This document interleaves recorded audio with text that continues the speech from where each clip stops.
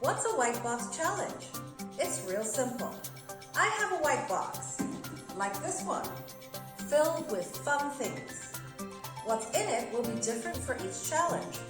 Most items can be found in your home or in the great outdoors. In each video, I will reveal different contents. All you have to do is gather those items and start crafting. What you choose to do with them is entirely up to you and your imagination. The goal is to use your creativity and craft.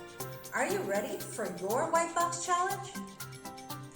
We'll open the box and we have some old newspapers, some magazines,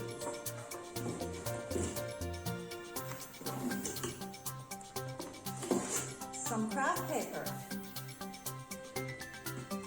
PVA glue, and a pair of scissors. What will you make out of these?